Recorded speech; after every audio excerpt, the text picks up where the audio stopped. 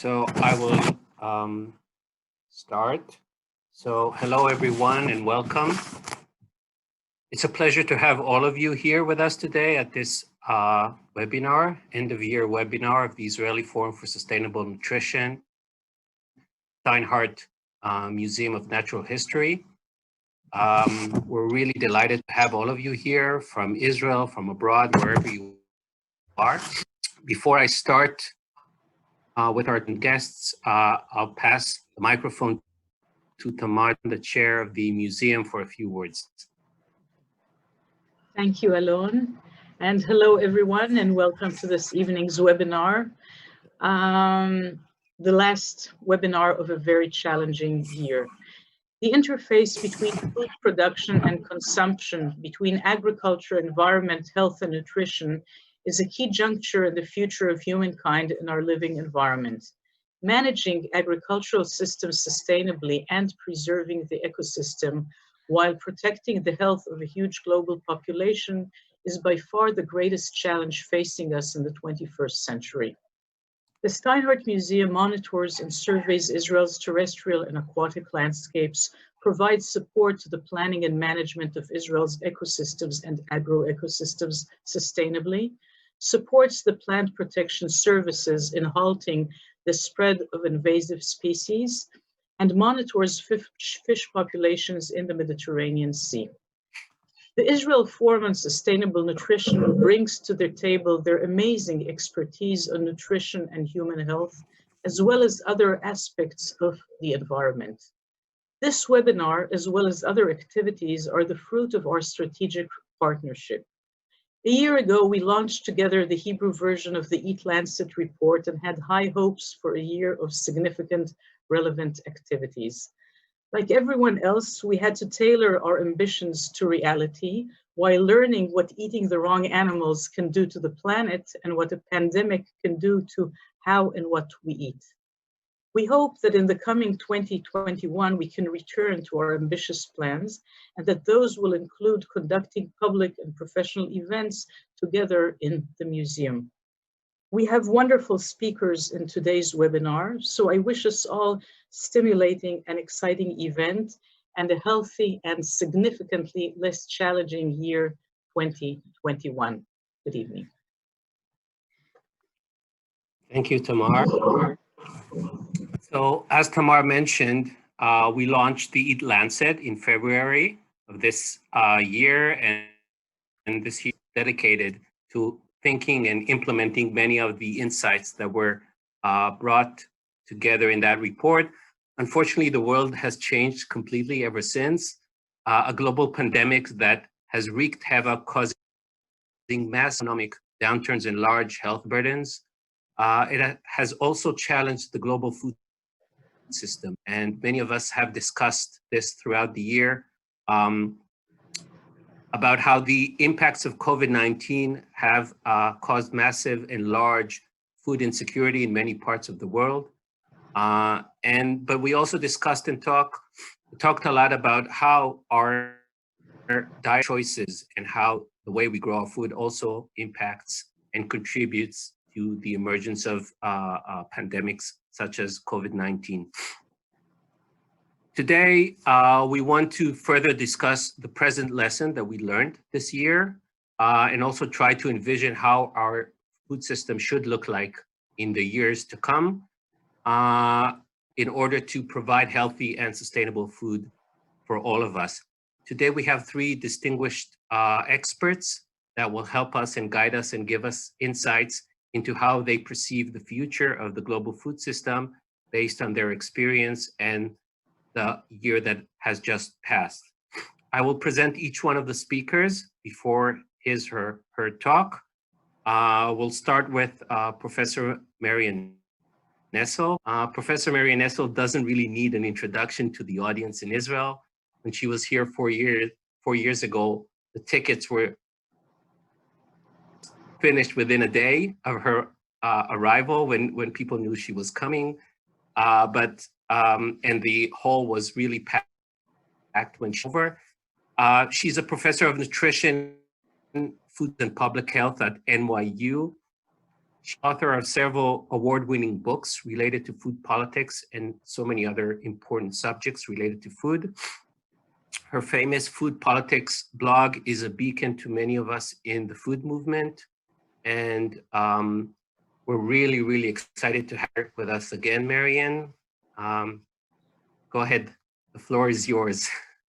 Thank you. I just wish I could be with you in person. I've got slides and I'm going to have to go through the business about how to share them. Are you able to see this? Why am I not? We'll help you through this. Are you able to see that? Not yet. Not yet. Okay. I'm not seeing. So you just want to hit share screen. I'm a technophobe. I think I've got it now. How's that? Better? Better. Yes. Great. Well, thank you very much for inviting me to this, and thank you, Ellen, for the introduction. As Ellen mentioned, I write books about food politics, lots of books about food politics, and the most recent one, if I can get this to move, and I'm not able to. For some reason or other, I'm not able to move my slides. Is there any way that I can get help with that? I think if you hit the right arrow, it should work. Yeah. I'm hitting the arrow on my computer and I can't, for some reason or other, I'm not able to move them. Maybe make sure that you highlight the screen before you press the arrow to the right. Perfect. Good. Thank you. We'll try that. I'm going to start out with a commercial. This is my most recent book. It's called Let's Ask Marian, What You Need to Know About the Politics of Food, Nutrition, and Health. And I wrote it in conjunction with a friend of mine, Carrie Truman. It's a very unusual book for me. For one thing, it's really short and it's very small, and it was meant to be read by anybody who's interested in food topics, including 2-year-olds, apparently. We finished writing the book before the pandemic hit, and in April, when I was doing the last set of reviews of the page proofs, I was able to insert a little bit about it and put in a comment that in experiencing the contradictions and inequities of profit-driven economic, healthcare, and food systems, this global pandemic illustrated the themes of our book. And the main themes of the book are that the food system is flawed, food is political, and advocacy is absolutely essential if we're going to have a better food system. Much has been written about the role of the pandemic in food systems and about how big food is undermining public health. But I think that the pandemic has revealed quite a lot about the food systems, how important diet is in health, how important social and economic determinants of health are, flaws in the supply chains, the absolutely astonishing plight of low-wage workers, the power of corporations to get what they want, regardless of health impact, the politics of hunger, and the agenda for advocacy. And I'm going to talk about the situation from what I've observed in the United States over the past 9 months. The first thing that happened was that it was obvious that people who had diet-related chronic diseases were at much higher risk of bad outcomes from getting COVID-19. People with hypertension, obesity, diabetes, cardiovascular disease, all of them diet-related conditions. So that the idea that diet is important to health was just emphasized by COVID-19. The socioeconomic factors were critically important. The chart on the left is a diagram of New York boroughs by income and the amount of COVID-19 cases by income. And as the income went up, in Manhattan as compared to the Bronx, the number of cases went down, and that's what's shown there. And also enormous racial and ethnic disparities, so that the cases among Blacks and Latinos were much, much higher than among white people. Again, an example of socioeconomic determinants of health. Race in itself is not a risk factor, but the economics that go along with race have a great deal to do with it. And then exposure of the fragility of the food system. The first thing that happened was that grocery stores were empty. And this surprised everybody because there's plenty of food in the United States. We hadn't run out of food. But the pandemic made it obvious that in the United States, we have two completely separate supply chains. One for grocery stores, supermarkets, and other retail establishments, and a completely separate one for food service establishments. Different suppliers, different farms, different ways of distributing it, and they could not immediately supply for each other when food service shut down and there were no restaurants and there were no institutions that were serving food. That food had to be thrown away. It had to be wasted because it could not be transferred into the other system. And the result of that was this irony demonstrated in one tweet by Jose Andres, a chef in the United States who was just doing amazing things about feeding people who were in need. People of America, he said. Two photographs are telling the story of what's going on. One is this enormous pile of potatoes that's being thrown away because the food service people who were going to take those potatoes had no place to send them. At the same time that cars were lined up for miles to get distributions from food banks. One of the great ironies of the pandemic. Another great irony is what happened to low-wage workers. As there was a big push to keep the meat supply going, meatpacking plants became COVID-19 hotspots with enormous numbers of worker illnesses. And it's understandable why the workers would get sick. They're piled on top of each other, working shoulder to shoulder under very difficult conditions.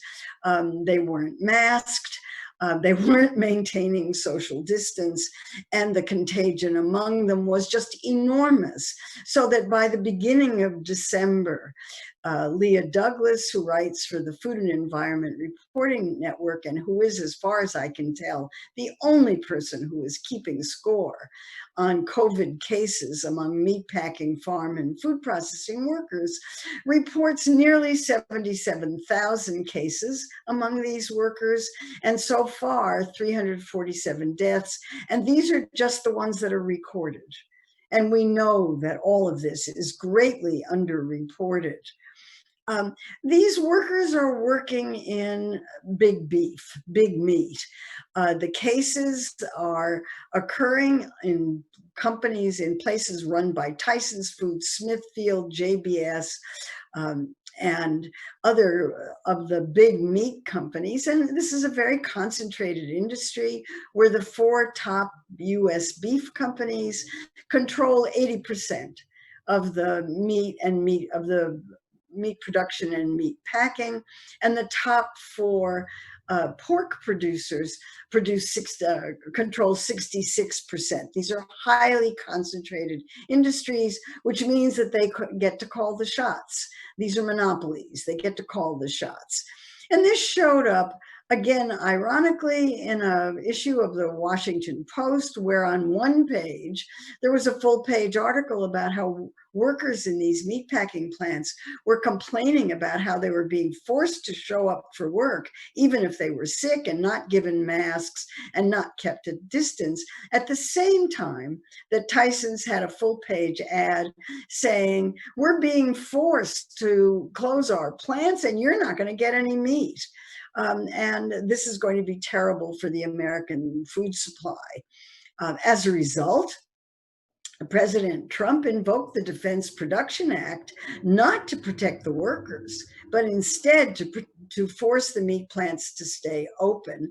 And there is now substantial evidence from investigative reports that the meatpacking industry drafted that particular executive order and handed it to him to sign, and that the Department of Agriculture, government, and the meatpacking industry collaborated to fight public health efforts in to protect meatpacking workers. There were additional investigative reports revealed chaos as the meatpacking companies fought public health agencies. Anytime a state or local community wanted to close the plant to protect the workers, they were being forced to stay open. And Tyson Foods were discovered through these emails that had been obtained through court cases, that they had money pools on how many workers would get sick in their plants. They had bets on the number of workers that would get sick. I can't think of anything more callous or less humane than saying, we're not going to try to protect our workers. We're going to try to make a little money off of guessing how many of them become sick.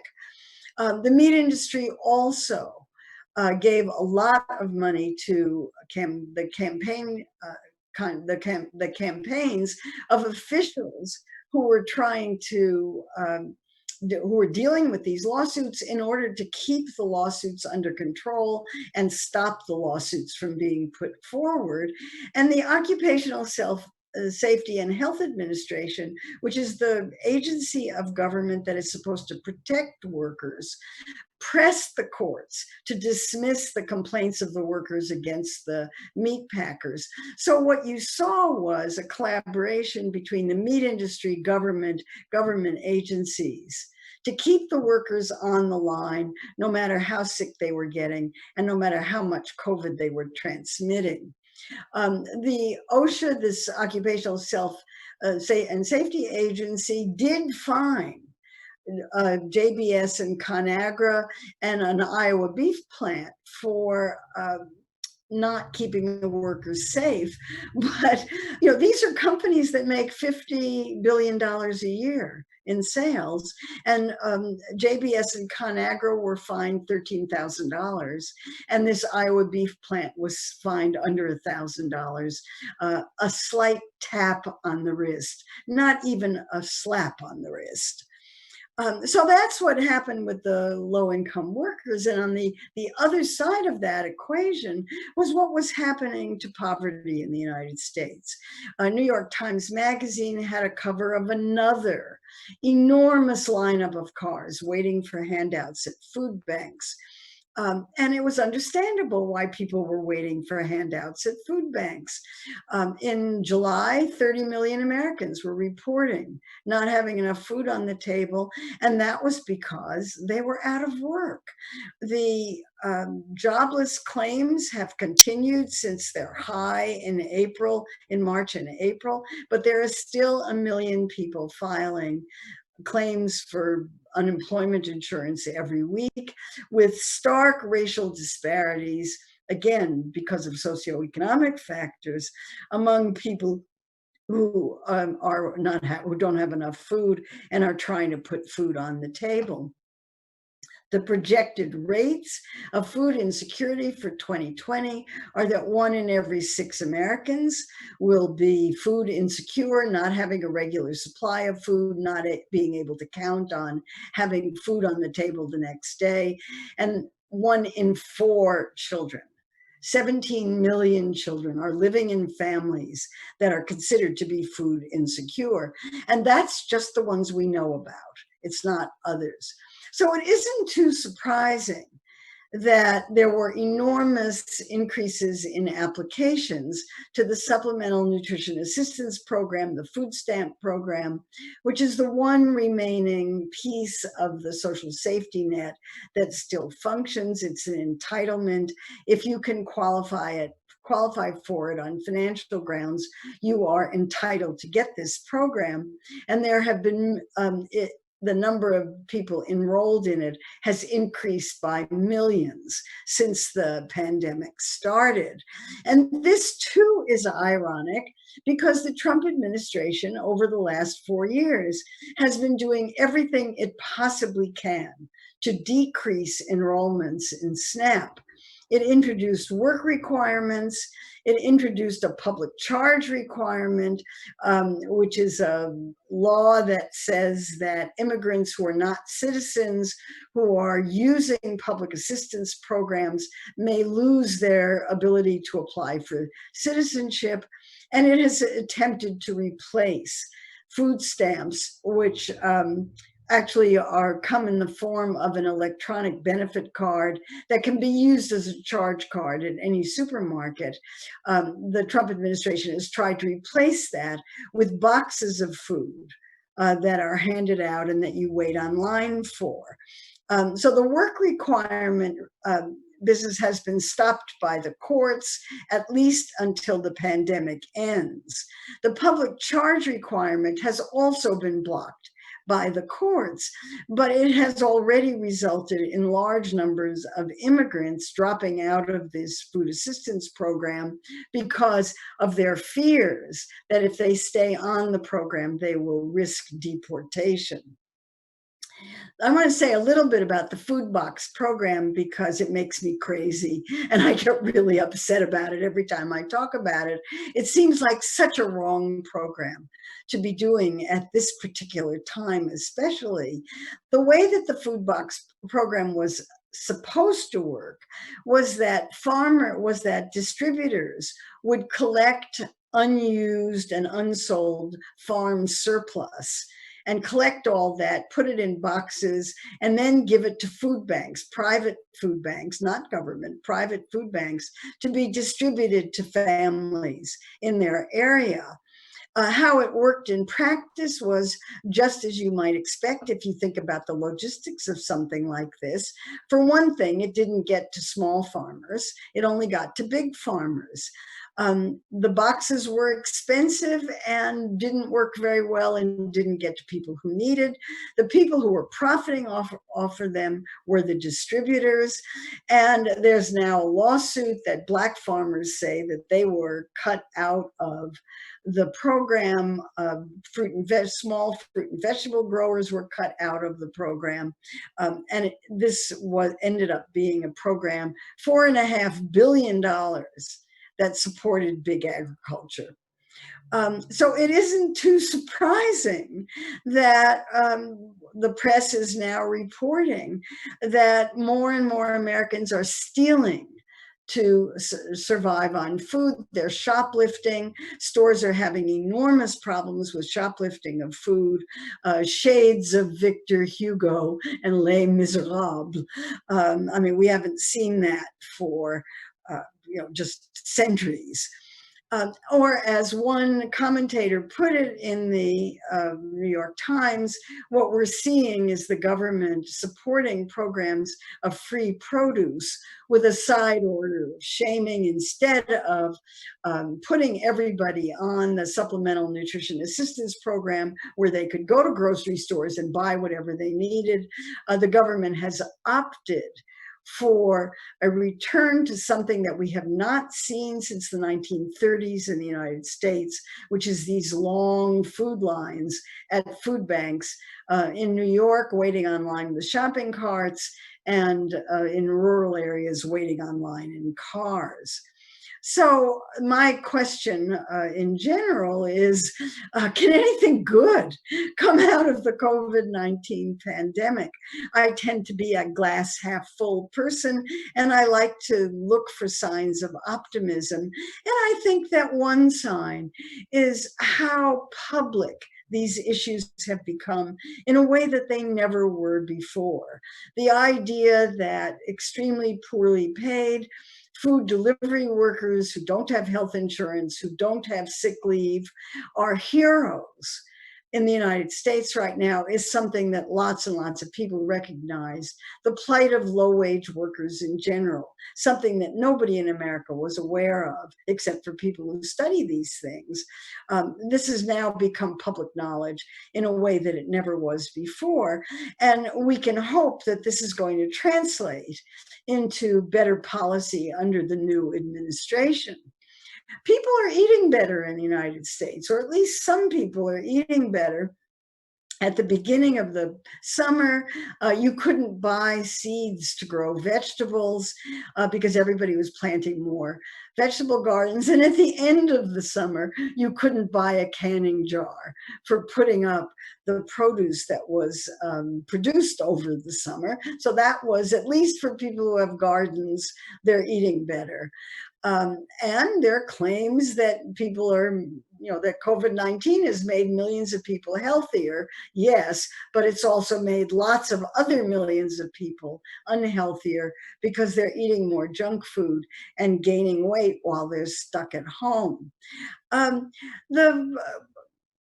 The pandemic has had an interesting effect on the food industry.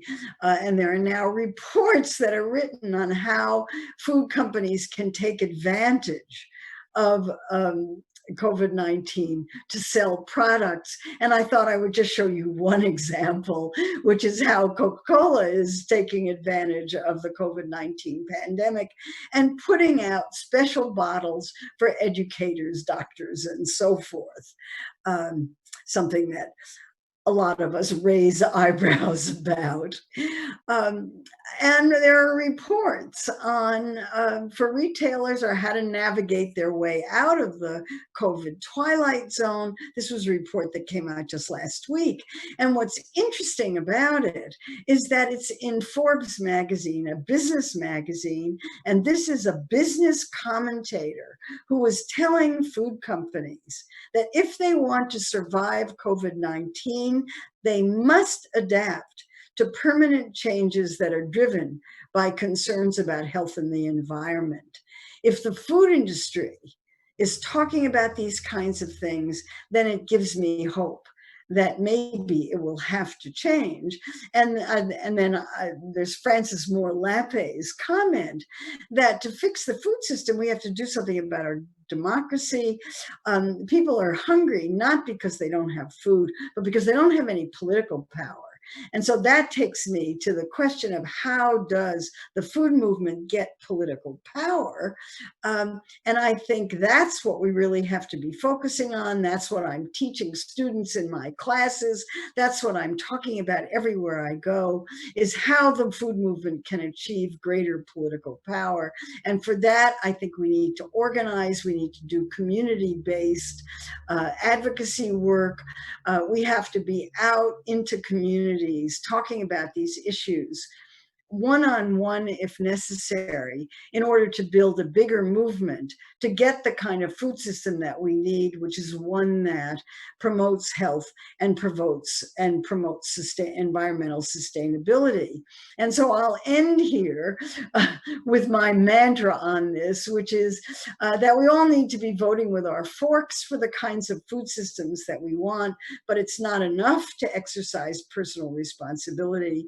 We need to be out there doing food politics as well. And this is the kind of thing I'm writing about in my books these days and speaking about. And I'm very, very happy to have had the chance to share these thoughts with you. Thank you.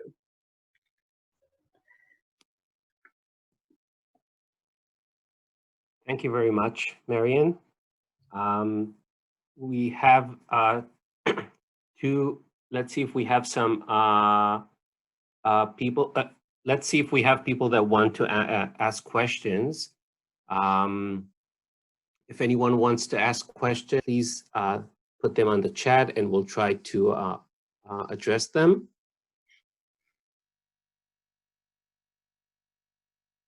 See, people are writing it down now.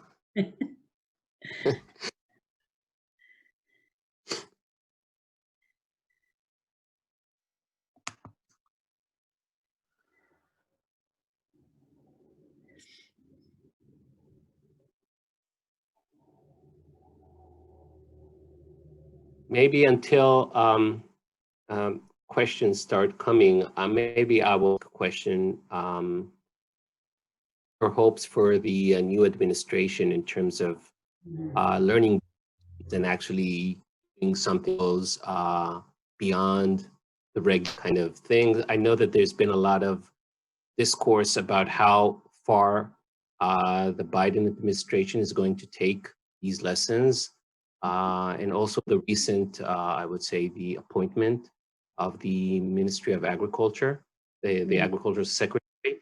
How do you think those would kind of take the things that you mentioned here and implement them? Well, we don't know yet. A lot depends, bizarrely, on the senatorial election in Georgia, which is underway, because if the Senate is dominated by Republicans and the Republicans continue to behave the same way they did under Trump and under Obama, in the Obama administration, they will be trying to block anything that the new president does that is even reasonably progressive. So a lot depends on that. The appointment of Tom Vilsack as Secretary of Agriculture was an interesting one because he was Secretary of Agriculture under Obama. And so we know a lot about him. We know what he did well and we know what he did not do well. And the appointment has been extremely controversial because people who care about the kinds of issues that I just talked about and that we're talking about in this seminar did not get the candidate that they wanted. A candidate who was committed to these kinds of issues. Instead, we got a candidate who has a record of favoring big agriculture, is not interested in small agriculture, is not interested in doing anything about the inability of Black farmers to own land, has no record of really caring about these kinds of issues. I mean, just he is interested in climate change, and that's a good thing. But I got to give him a chance to see what he can do, and what he will be able to do will unfortunately be dependent on what the composition of the Senate is. So I mean, so it's hard to know. Yeah. Thank you. Two more questions. First one, what is the first step to citizen involvement in the food sector? So I think you mentioned some, but some of that. The first step to citizen involvement in the food sector. Yeah, I think you have to join organizations and start using the political system. And when I get asked that question, which I get asked all the time in every talk I give, how do I get started? I say, find an organization that's working on issues that you care about and support it in some way. Join it. Use the political system as citizens in America are able to use the political system, which is to write to congressional representatives, meet with congressional representatives, and try to get their views known. Advocacy has rules. Just like anything else, there's a literature on how to do advocacy, and I think everybody ought to be reading that literature because there are guidelines about how effective advocacy works. You have to have a very clear goal. You have to organize people to support your efforts to meet that goal and to work out strategies and tactics. You need lots and lots and lots of people who are united behind the strategies and tactics and the goal, and who are willing to take action to achieve it. And in order to do that, I think you need to do community organizing. I want to see our students out in the communities talking to people about these issues and trying to get them lined up. And we do have examples in the United States of extremely successful food advocacy around soda taxes. In certain cities in the United States, particularly Berkeley, where the approach that was used was a community organizing approach, and it was astonishingly successful. The Berkeley soda tax passed with a vote of 76%. That's unheard of in American elections. 76%, we're lucky if we get 51-49 on most of them. So there was widespread community support for it because the people who did the advocacy were community organizers and went door to door talking to people and had an enormous buy-in by the time the text was passed. Even though the people who were voting for it were people who were going to be hurt by it if they continued to buy sodas. So it can work, and I think we need to do more of that. Thank you. Last question, is the food bag still in effect today, or will that just out with the new administration? The food boxes are supposed to go until December 31st, the end of this month, but in fact, they've run out of money. So it's very unlikely that the Trump administration at this point is going to put more money into them. And the food banks are complaining that they don't have the boxes. And in fact, there was an article in the local paper or in the town where I'm living right now this morning that said that the demand on food banks has increased by almost 50%. And they're barely able to keep up with the demand. They just can't. The food banks are private, and that's not policy. That's private charity. It cannot possibly keep up with the demand. It cannot possibly provide people with the food that they need at the quality that they need. It's the wrong policy. Thank you very much, Marian. Thank you very much. We're gonna My pleasure. We're gonna move to the next speaker, Professor Chris Golden from Harvard University, the Department of Nutrition. Chris is an ecologist and epidemiologist studying planetary health, focusing on biodiversity, climate change, and habitat change, and how all of that affects human health. His research spans locations in the world. And this one dates back to decades ago in Madagascar. And the floor is yours, Chris. Thank you very much. Thank you so much, Alon, and good afternoon or good evening, everyone. I want to thank you for the opportunity to be able to present this body of research, and I've had the enormous pleasure of working with Alon for the past few years, and I'm really excited about my collaboration with him kind of extending through his transition to Tel Aviv University. Planetary health as a field explores the human health impacts of global environmental change. So whether it's focusing on climate change, biodiversity loss, land use change like urbanization, fisheries declines, agricultural land conversion. All of these forms of environmental transformations have downstream effects on human health. And the World Health Organization estimates that roughly 1/4 of the entire global burden of disease could be avoided through improved ecosystem and natural resource management. And so this to me really provides an interesting entry point and provides hope that we could actually create solutions that kind of co-develop intersections and integration across the environment and public health. So Alon has tasked me with speaking directly about aquatic food production and the role of aquatic foods in healthy and sustainable diets. And so I want to kind of walk you through the pathway of this presentation where we think about the declines in aquatic food catch and catch potential, and what that will do to the world and how that will position certain populations across the globe to be subject to various forms of nutritional vulnerability.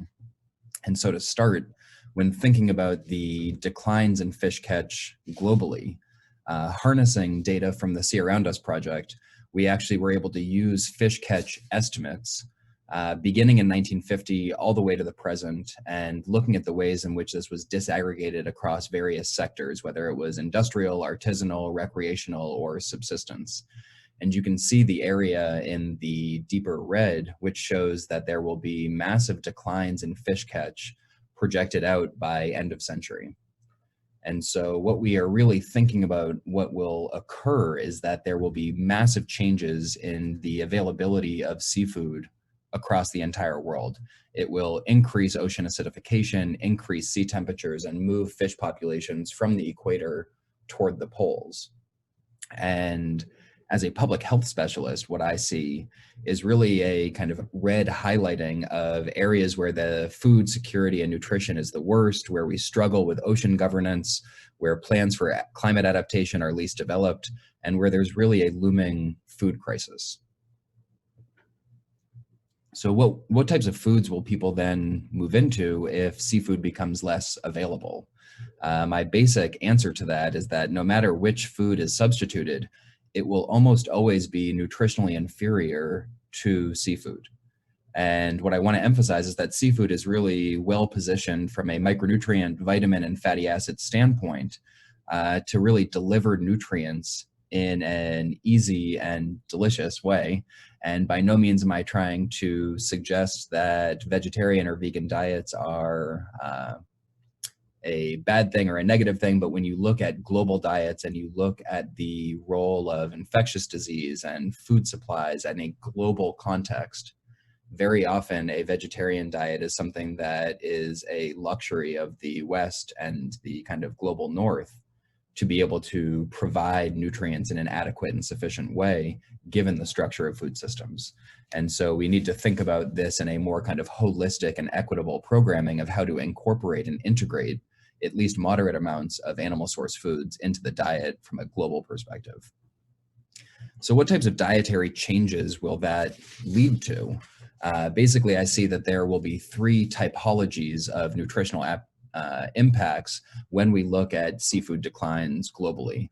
There will be the wealthy, unaffected nations, and so that will be places like the US, South Korea, New Zealand, where there might be a local collapse of seafood, but then there might be slight price shifts in the market, there might be some species shifts, but for all intents and purposes, people who were eating seafood beforehand will continue, and people who were not eating seafood before will continue not to. There will also be countries where you will have increasing undernutrition. These will be places like Madagascar, Gabon, Suriname, where you have a local collapse of seafood and people will move into more roots and tubers, more veg, and not be able to really get that kind of high pack of micronutrients that's needed for their nutrition. And then interestingly, we have this third typology, this case of acceleration of nutrition transition. This would be places like Indonesia, Mexico, Brazil, small island developing states of the Pacific, where you have a collapse of the local seafood. And then people are moving into cheap and easily accessible market-based food items, which are incredibly energy dense and will lead to greater rates of metabolic disease. Of course, I am glossing over a lot of complexity and nuances, but just to frame out kind of three possible trajectories. And so where will this create nutritional vulnerability?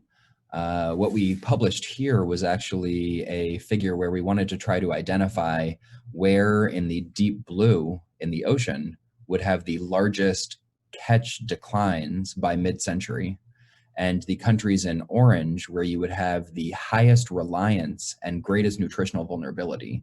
And so where these two colors meet in West Africa and Southeast Asia and small island developing states in the Pacific is really the intersection of where we see this looming food crisis and hotspots of nutritional vulnerability.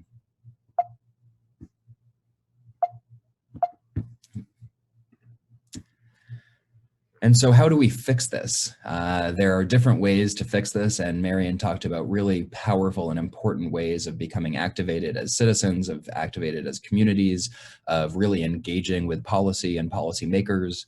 And we also need to directly engage with the environmental sector, with the food sectors and innovation of both fisheries management, aquaculture, and a variety of other sectors as well. And so what we anticipate is that we have really experienced in recent times an unusual situation where wild capture fisheries production has declined and aquaculture production has sharply increased. And really what this has done has been to delay this ongoing crisis. So we see that there has been more and more aquaculture production, more and more people that have access to aquatic foods, and yet it is still insufficient. And the people who are eating aquaculture products are fundamentally different from the people who are eating wild capture fisheries products. And the very nature of it is that wild capture fisheries actually feed aquaculture production. And so in general, there might be inequities that are embedded within this food production system that take food or different types of fish away from the global south or from nutritionally vulnerable people and process it and package it in such a way that it then becomes aquaculture products or luxury products that then is sent to the global north. And so there are interesting dynamics that are kind of embedded within this system. It is important to focus on these inequalities and on these inequities within the food system. And so what we've done here is really to look at the way that aquaculture is produced, focusing on the 40 most nutritionally vulnerable nations on Earth that are also reliant on aquatic food products.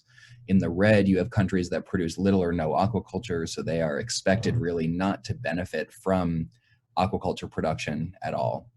The way that the market works is that food products are not flowing to Libya and Mauritania in the way that the global kind of food market works. In countries in yellow, you have a high amount of aquaculture production, but it's nearly entirely export oriented.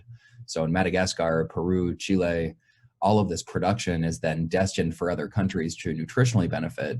And the money that is generated is all coming from very large aquaculture production companies. And so people will not even indirectly benefit from these income generating activities. The countries in green are where a lot of aquaculture is being produced and it is being retained domestically.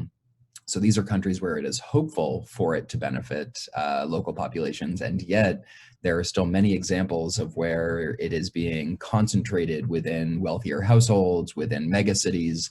And so really you need focused, nutrition-sensitive aquaculture programming that is gender sensitive, climate sensitive, and really oriented to benefit people from the outset in order to have this type of production really prevent these types of nutritional inadequacies. And so you do see bright spots of this in places like Bangladesh and Cambodia, where you have joint rice fish cropping systems and farming systems that have been designed that way from the outset. Another paper, just to embarrass him right now, is one that Alon recently published. And the last slide that I presented really diagnosed the problem. This slide and this paper really identify a potential solution where we can have aquaculture production that is oriented both to environmental sustainability and to nutrition sensitivity. And so what Alon did here was created an optimized solution using life cycle assessment data and using nutritional data to say, okay, in the case of Bangladesh, this is what the food system looks like. Here are what the nutritional inadequacies are. So what type of aquatic foods should be produced that have a nutrient composition that could supply these types of nutrients while minimizing the environmental footprint? And in doing that calculation, it created a potential pathway for the country of Bangladesh to enhance its nutrition security while minimizing its environmental footprint. And so ultimately what our goal should be is to really orient aquaculture and fisheries management systems so that they can increase fish catch, strengthen resilient food systems, create positive dietary change, and really end up with nutritional security. And so I'm going to switch gears a little bit now. We've talked about how sea temperature rise can drive all of this at a global scale. That's not the only issue. The other issue is that climate change is also affecting the very quality of the foods that we're eating. There are projected declines in global DHA, a type of fatty acid, that would be available for human consumption as a result of global warming. And so not only understanding the impacts on how climate change is affecting the availability and access of foods, but what it is actually doing to the underlying food system as well, and what it is doing to the content of our crops, of our seafood, etc. Additionally, at more local scales, what I want to do now is kind of move into particular regional case studies of how this could affect the food system through coral bleaching or through ocean acidification, and how reef-based food systems in particular cultural contexts are really incredibly important to the food system and to people's nutrition. And so what you can see here is that the nutrition transition was recognized as a global crisis in the mid-1990s. It is marked by a shift to Western diets, high caloric, high energy foods. And as countries move along this development spectrum, their risk of underweight goes down and their risk of overweight increases. And 9 of the 10 most obese nations on Earth can be found in the small island developing states of the Pacific. And so really from a regional standpoint, this area becomes quite important from what will happen to seafood at global levels. You can also see that these countries are heavily reliant on seafood in the first place.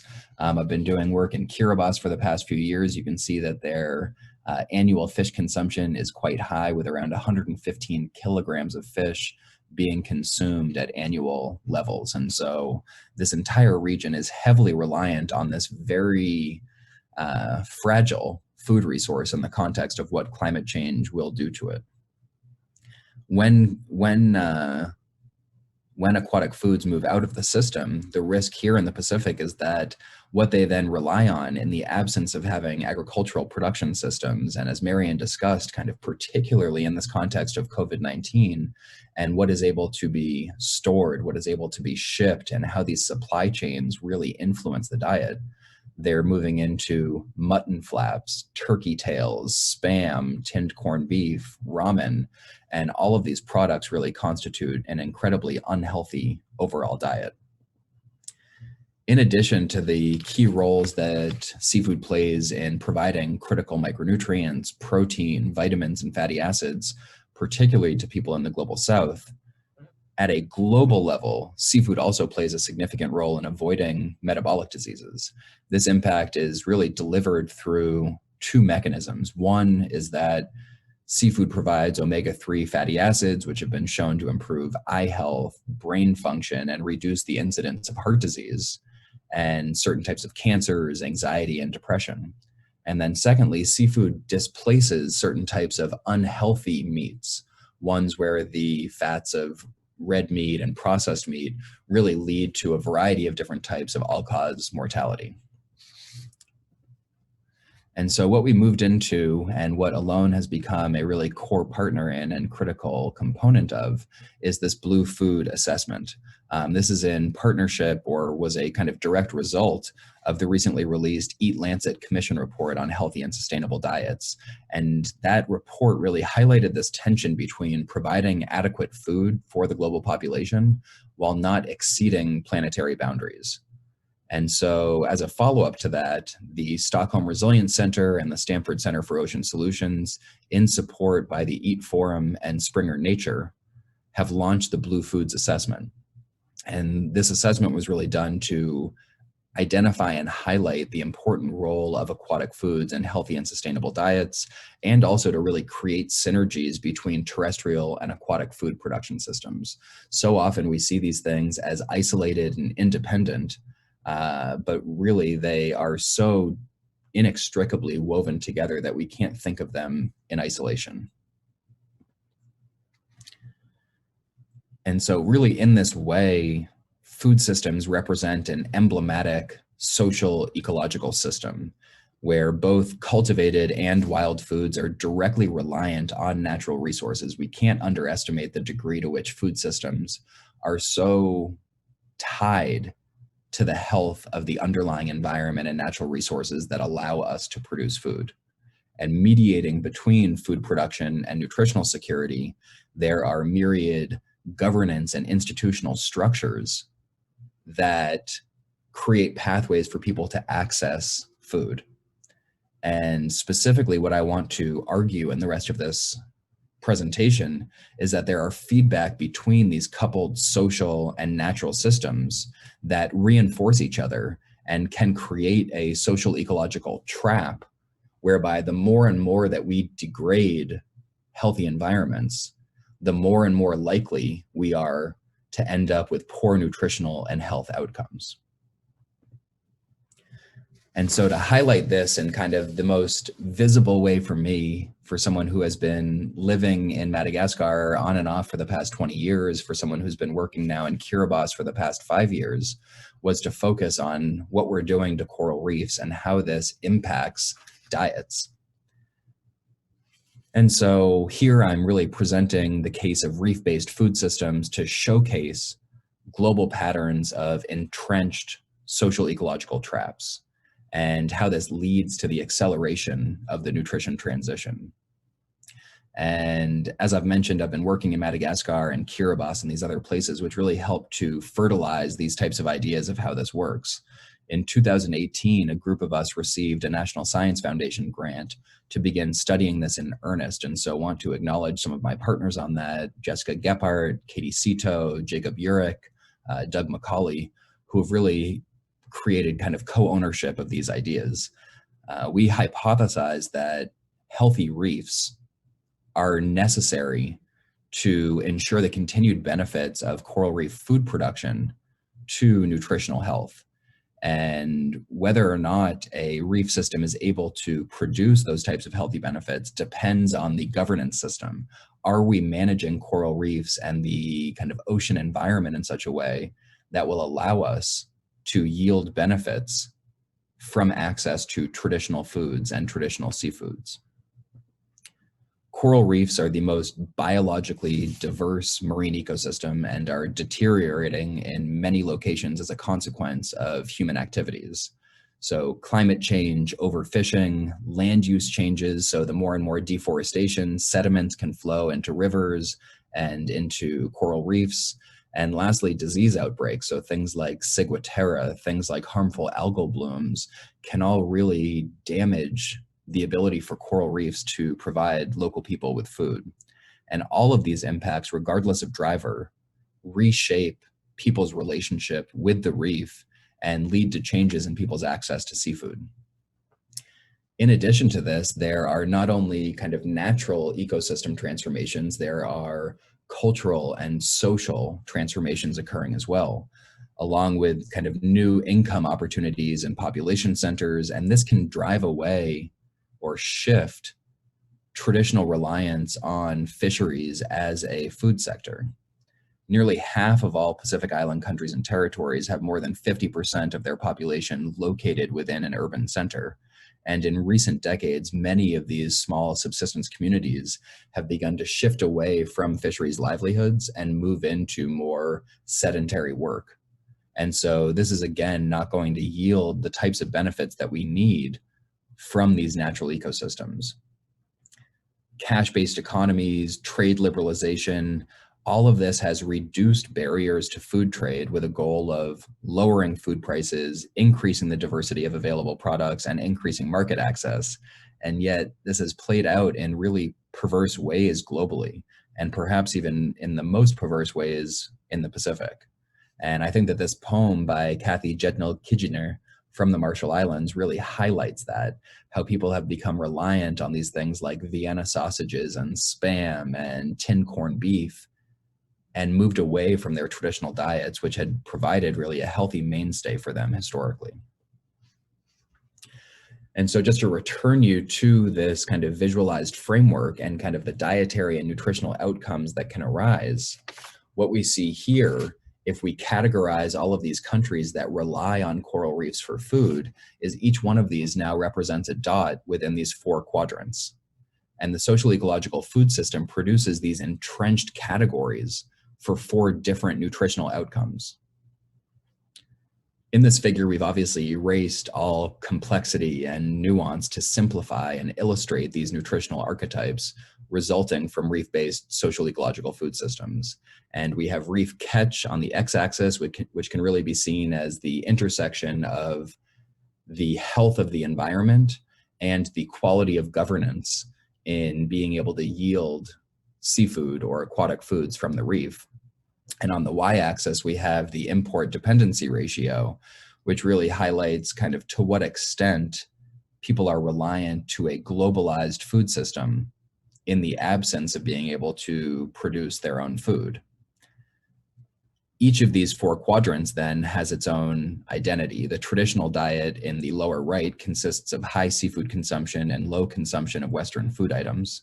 The mixed diet in the upper right depends on preferences, culture, and prices, with many potential outcomes depending on really the contexts of each of those categories. The undernourishing diet in the lower left shows what happens when traditional food sources are no longer sufficiently available and people lack access to market alternatives. And finally, the overnourishing diet in the upper left highlights a replacement of traditional foods and assumes that the market is providing these kind of unhealthy substitutes, which is not an unfair assumption in many of the places that we are considering.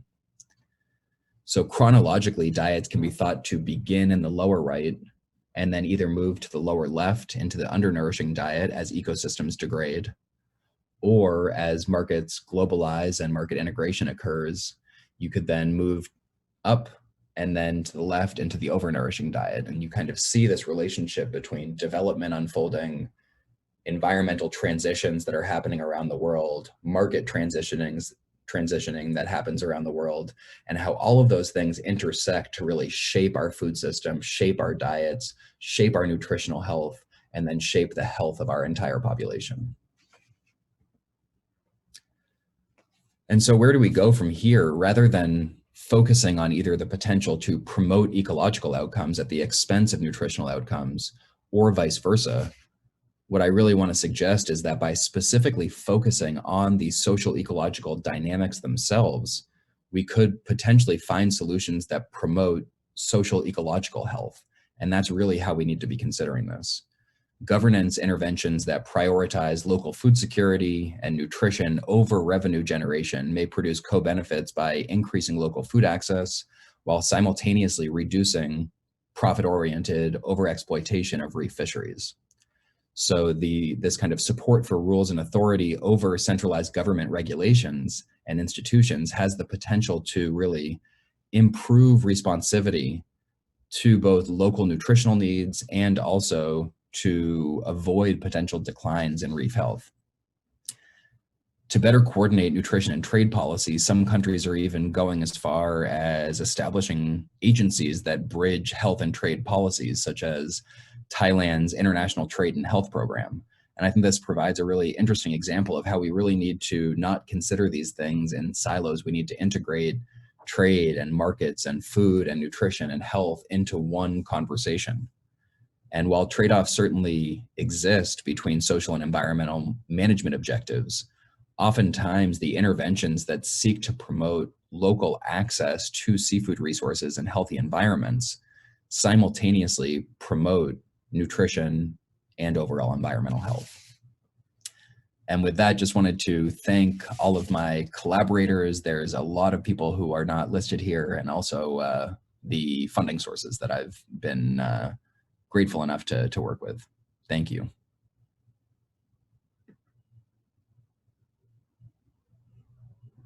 Thank you much, Chris. Thank you. It was very, very interesting. Even though I know much of your work, there were a lot of things that were really new to me. Thanks so much. Let's see if there's some people in the audience that want questions before I start. Wait a second. Let's see. Maybe I can start asking a question. So the next step now is, after we had the Eat Lancet, and now we have sort of the Blue Food Asset that actually tries to look at culture and capture fisheries in one holistic view. Maybe the next step afterwards is trying to integrate both of them. And because they have been working in sort of silos and unconnected. Maybe the next step is integrating all of that into one unified understanding. That's exactly right. And I think that we've been doing that so far. So we're working directly with the Food and Agriculture Organization and other kind of UN member organizations. And so we will have actually a database that covers both terrestrial and aquatic foods within the Blue Food Assessment. So our report should actually highlight the integration between both. Okay, let me see if there is questions. I'm seeing one. Are there any recommendations for the private consumer? I think that's a really, I think that's a great question. And I think that this depends so much on what you care about. I think Marion might have a different answer for this, but I will share my perspective, which is that there are so many ways to measure and assess food. There are nutritional considerations, there is a climate footprint, there's a freshwater footprint, there is organic versus non-organic, there is local versus non-local, there is fair trade versus non-fair trade. There are so many things that you can look at with regard to food, and it's impossible to maximize all of those. And so really at the end of the day, it becomes a decision about what you care about most and minimizing some of the risks and dangers that can be associated with certain types of diets. And so I think becoming a well-educated consumer is critically important. With regards to things that are kind of seafood related, things that I take kind of into consideration in my own diet is I try to avoid things like shrimp from Southeast Asia. These are things that are known to have a ton of kind of antibiotics that are poured into their production systems. They have also been implicated in child slavery. And so for a variety of kind of both environmental and social reasons, I kind of decide to steer clear from that. Red meat is clearly at the top of the list when thinking about things that are not really nutritionally beneficial in the context of their enormous environmental footprint. But each of these things will slightly depend based on the cultural and geographical context from where you come. And so where I've lived in Madagascar for 20 years, I would never suggest that people stop eating red meat. They eat very, very little red meat on an annual basis.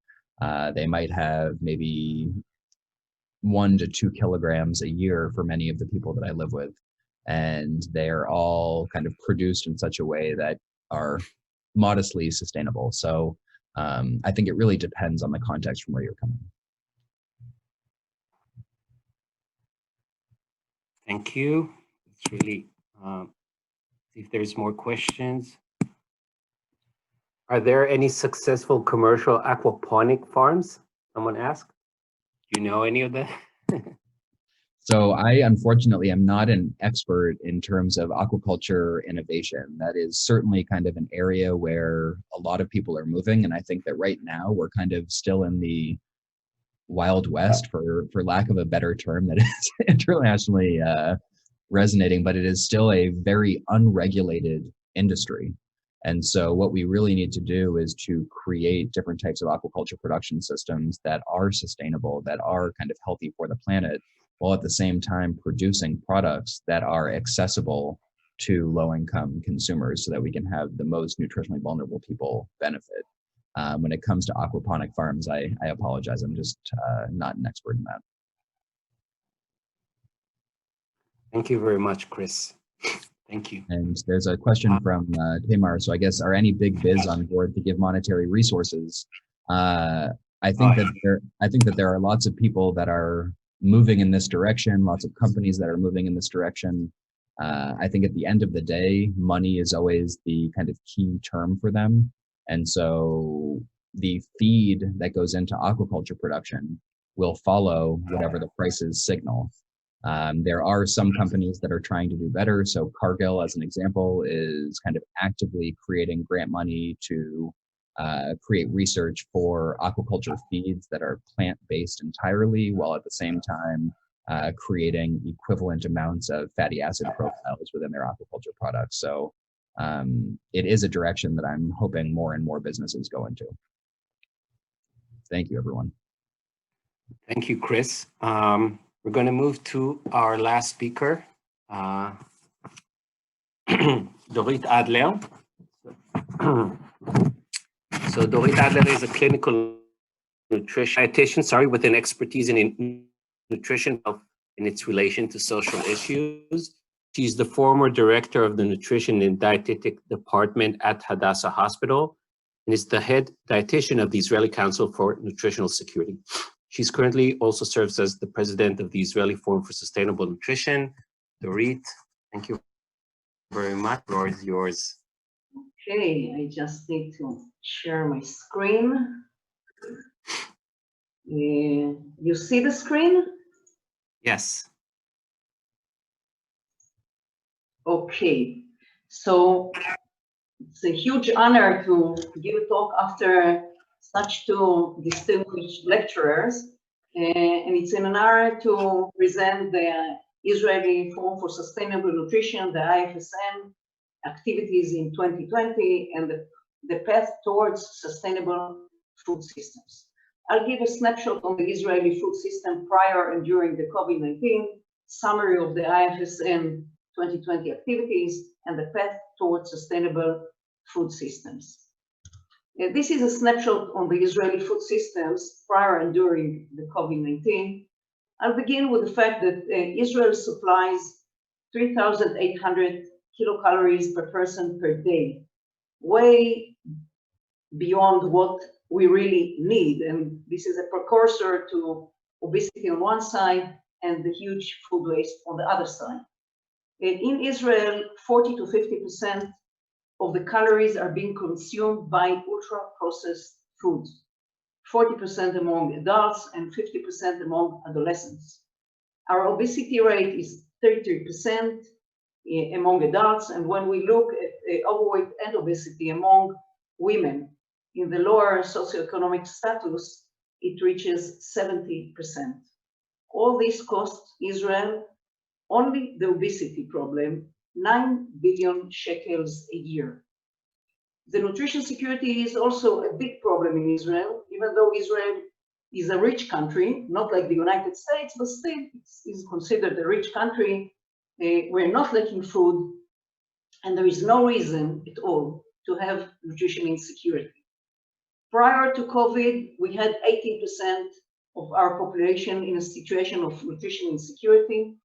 And today, the numbers are detected like 22.6%, but we believe it's higher. There are reports from soup kitchens and food banks or NGOs who really give food boxes that the people that are coming there have been doubled. Our diabetes rates are also quite high, with 9.6% among the middle and higher socioeconomic classes, and the low socioeconomic class, we have 25% of diabetes, which really reflects huge nutrition and health inequalities in Israel. Israel imports 80% of its calories, of these 3,800 calories. On the other hand, it grows most of its fresh fruit. That means there is a big discrepancy here. We import mainly grains, oils, and sugar, mostly the empty calories. On the other side, the consumption of fruits and vegetables are really alarming because it deteriorated from 206 kilograms per capita per year in 2001 to 138 kilograms per capita per year in 2019. It's the opposite direction for what happens in the leading countries in the world, I would say. This is accompanied by dramatic increase in the fruit and vegetables prices, which raised at that time by 38.5%, which is double the increase in the consumer prices index, which was only 19%. Today, fruits and vegetables are not affordable for the lower socioeconomic classes, but not only fruits and vegetables, the whole healthy food basket is not affordable for nearly 30% of the Israeli population. When I was a child, the lower socioeconomic classes, their basis of the food was fruits and vegetables, that they bought in the markets. So our situation is actually deteriorating. And as in many other countries, we have a big problem of food waste, which reaches 2.5 million tons a year, which reflects 35% of the local production. And the estimation, it might be overestimation, but still the estimation is that it cost us 20 billion shekel a year. When we look at policy, of course, Israel is a modern country. We have many regulations around the food systems. However, we have very few regulations that promotes healthy, sustainable diet in Israel. We have very few parts of this puzzle which are weak and far from coping with the huge crisis ahead. Just for an example, I believe most of you know that Israel passed a reform that regulates the fact that food industry needs to put the red symbol on ultra-processed food, mainly those rich in fat, sugar, and sodium. Last week, there was a report from the industry that not only that the consumption of this product did not reduce, some of these products, the consumption raised dramatically. So maybe it has to do with the COVID, with the lockdowns, we don't know, but it really reflects the fact that we need regulation that will cope with the dramatic crises that we are confronting now. What is the missing part in all this puzzle? It is a strategic master plan for the food system as leading national resilience and security commitment. I would like to share with you also a glimpse of the Israeli food sources from the independent agriculture production through imports and through the production which depends on imports. So if we look at the left graph, you can see in green the products that we produce 100%, actually over 100%, because we export a part of this production. And this includes potatoes and starches, fruits and vegetables. The Israeli agriculture produce all the needs of the Israeli population. On the other side, we have in yellow what Israel imports. And we can see that we import almost 100% of the sugar, most of the vegetable oil, and most of the cereals. About plant protein, like legumes and nuts, Israel produces today 50% of the consumption, and very easily it can produce the whole 100% of our need with some incentives to the farmers. In red, we can see that Israel produces most of its milk, dairy, and animal protein consumption. However, it depends on the import of cereals and mainly vegetable oil. But I would like to take you to the right graph to show you that Israel today is leading in consumption of poultry in the world, and it's fourth in consumption of red meat. Why is this important? Because when we talk about sustainable diet, healthy and sustainable diet, we are looking to the Greek diet in 1960s. At that time, the consumption of meat and poultry together was 35 grams per day in average. The planetary diet of the Eat Lancet is recommending something between 45 to 50 grams a day on average.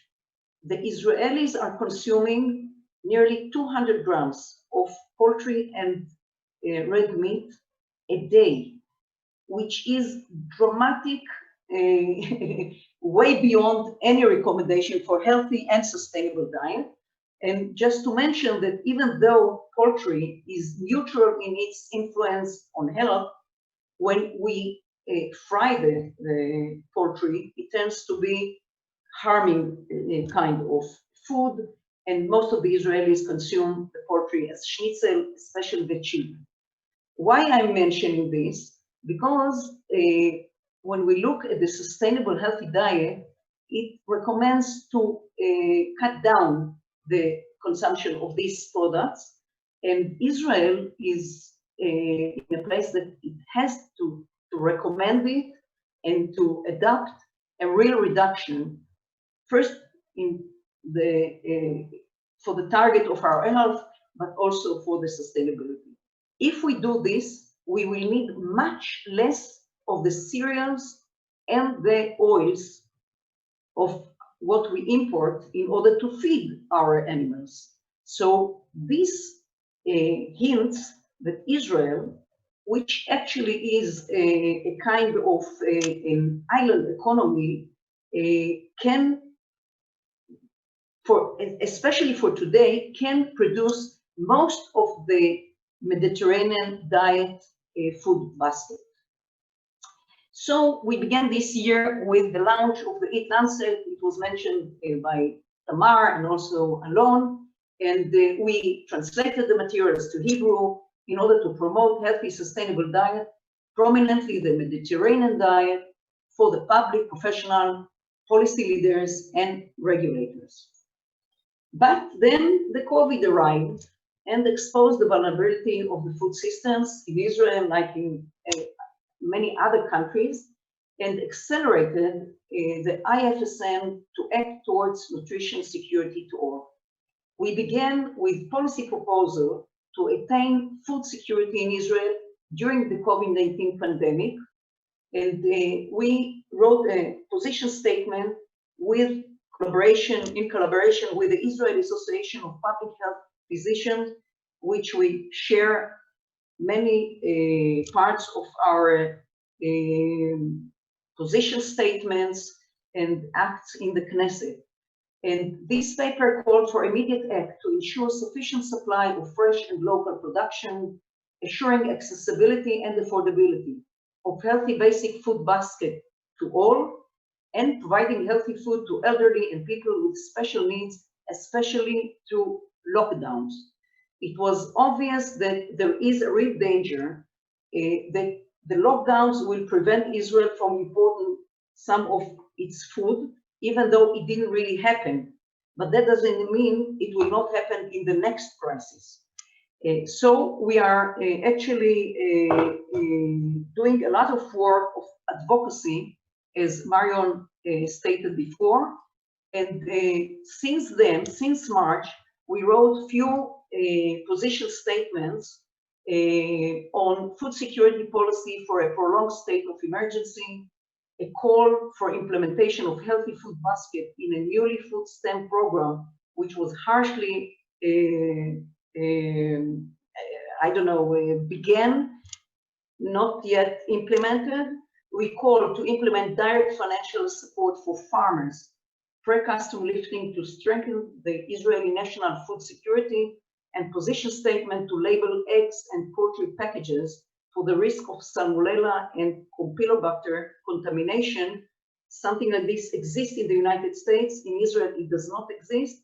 And now our poultry and egg will carry the green label as a food which is recommended for the Israeli to consume more, even though I've showed you that we're consuming so much more than really recommended.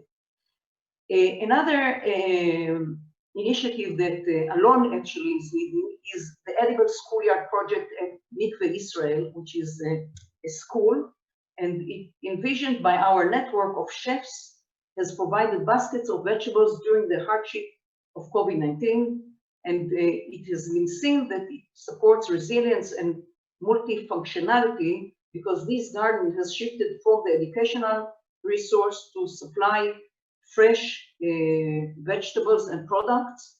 And the plans are to plant additional trees, which are currently underway. Another initiative, which is actually a continuous one, is truth in publication, especially in our fake area. It is a joint project of the IFSN and the Seventh Eye, an independent Israeli investigative magazine. The Truth in Publication critically examines advertising campaigns and media publications in the field of nutrition, the environment, and public health. As part of our collaboration, a series of articles have been published reviewing false advertising, claims made by Tnuva and the Israeli Poultry Council, as well as sensationalist coverage of scientific papers.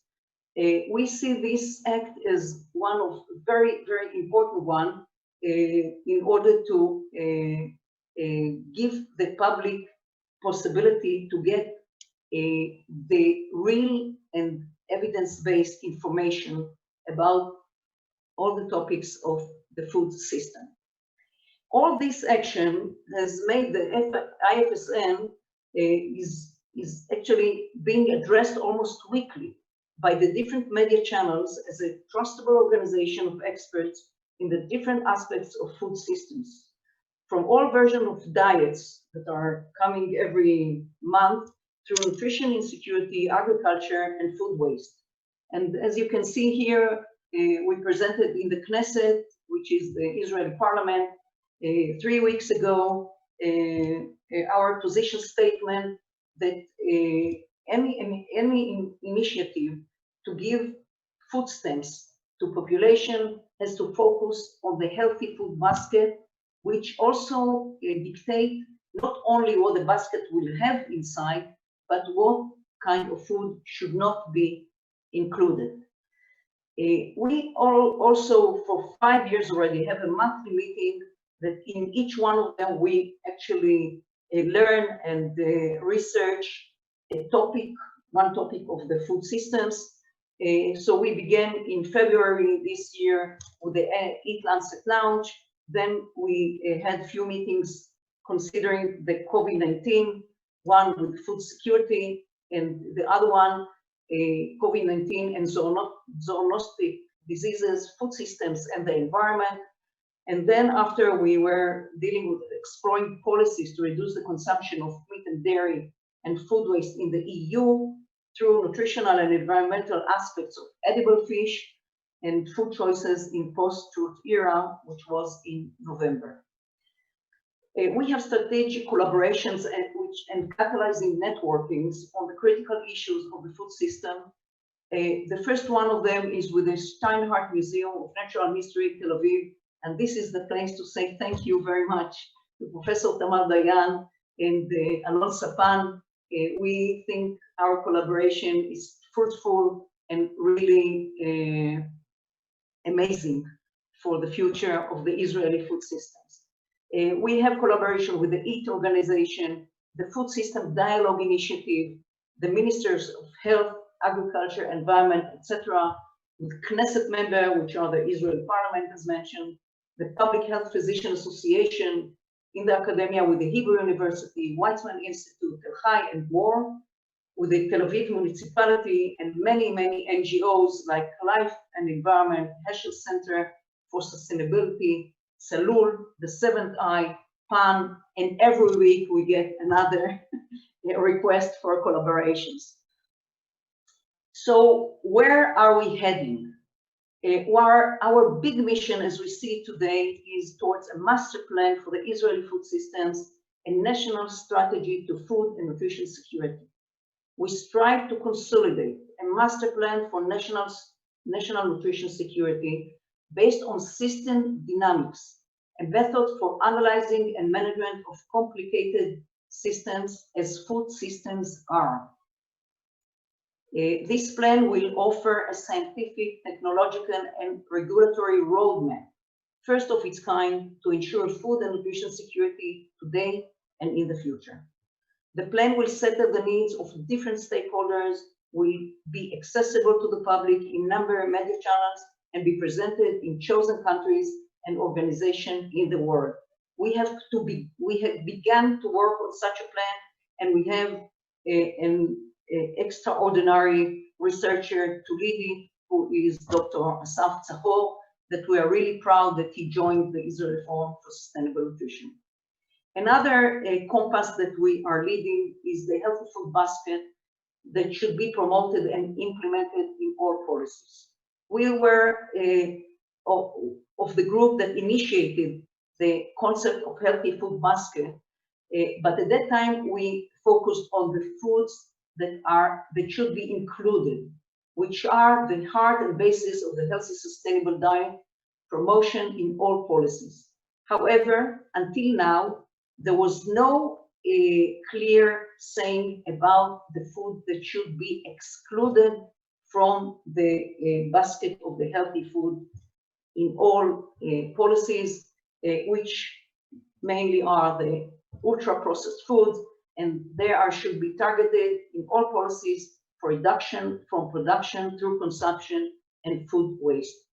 The Ministry of Health, I must mention, came out 2 or 3 weeks ago with such a recommendation aligned with this our vision. That on the green side you can see the recommended food basket. On the orange you can see the food that should be excluded from any policy to support, especially nutrition insecurity. I must mention that now in the Knesset there is initiative to give the food industry a 50% reduction on taxes if they donate food. However, most of the food donated by the food industry, as Mario knows and mentioned very in all the books and the blogs and everything, is harmful food. So we believe that we should not encourage the food industry to donate harmful food. Actually, we should prevent it by not giving any incentive the other way around. So what is the path towards sustainable food system? We believe in Israel, it is promoting the Mediterranean planetary diet in all activities and policies. The target for Israel it should be the target for Israel's agriculture and national food security safety net, implementing the sustainable diet as a default diet among dietitians, physicians, and health professionals. We are far away from this situation. We need to change the industry impact on the nutrition quality and marketing burden. It's not a secret. This needs a lot of work and collaboration. We need to promote a holistic food culture based on the 4 dimensions of the Mediterranean diet and to tackle food waste around the food system. And to conclude, the IFSN targets forward. Nutrition security budget should be integrated to the basis of the state's budget permanently. I must mention that Israel do not have any program financed by the government like the SNAP program. Israel actually financed nearly 5% of the whole budget that is included in the nutrition support of people in nutrition insecurity, mostly by NGOs. We will develop a master plan for the Israeli food system within 2 years.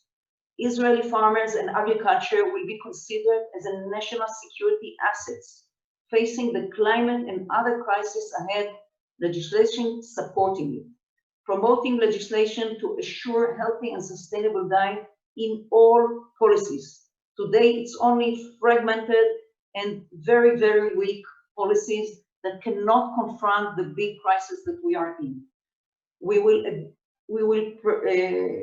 promote advancing our networking with diverse organizations and partners to promote the resilience, healthy and sustainable food systems, and continue with our core activities.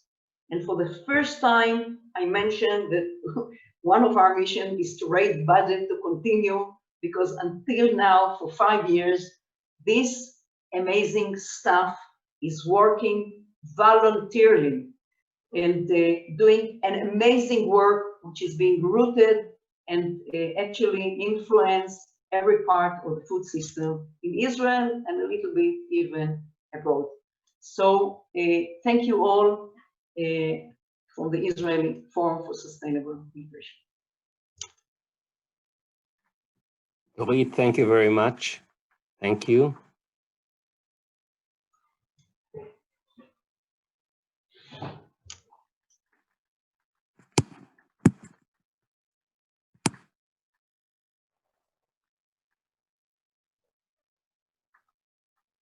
Okay.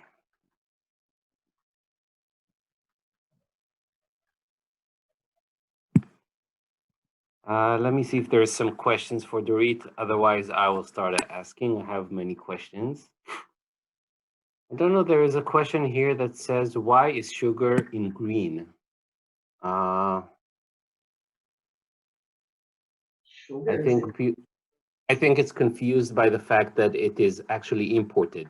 In your slide, in your bars, it was labeled as imports, and someone maybe thought that, I don't know, maybe did you refer to it as green in terms of healthy? No. It's in yellow and it's no, it's in yellow, I think. We are importing almost all of the sugar, and as you know, sugar is not contributing to our health.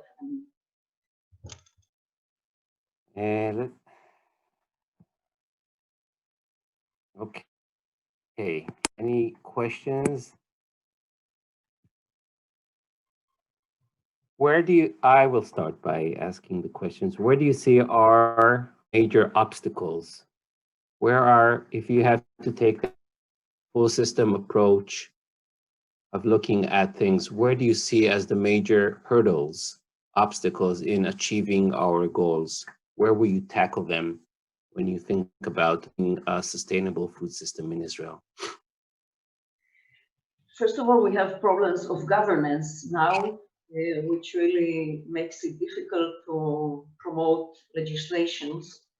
It is an obstacle in any part of the world, anytime, because we are confronting huge forces, and until now, nobody really succeeded to create a really healthy and sustainable food systems. However, I'm also optimistic, and I believe that since we have no other choice, if we really want to sustain here as humanity, we will have to adopt the healthy and sustainable diet, and which means that in most part of the industrial world, we will have to adopt and decrease dramatically the meat consumption, the animal protein production, consumption, but not less the consumption of ultra-processed food. I think in Israel we have another obstacle, that the farmers are not considered as national assets, and the notion is that we can import food anytime if we have money. And as environmentalists, we know that the crises that are ahead hints that it's not sure that we will be able to do that. So I think to collaborate and to give a real focus on the importance of farmers and Israeli agriculture, not to prevent any import, but to make sure that we grow here the heart of the Israeli Mediterranean diet. Of course, there are many other obstacles, but this is just to mention a few. Sure. Oh, I see there are questions.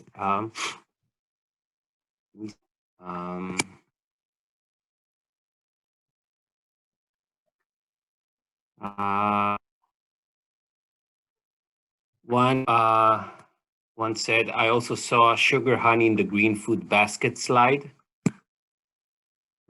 So if someone saw it, maybe it's a mistake. I must say that someone prepared the slide for me, so maybe there is a mistake, but so we make it clear, sugar is not on the green side. It even carries the label red under the Ministry of Health recommendation. So if it is in the green side, it's a mistake. There are delete questions referring to your statement about having farmers be assets. What are the actions required to change the status of farmers in Israel? And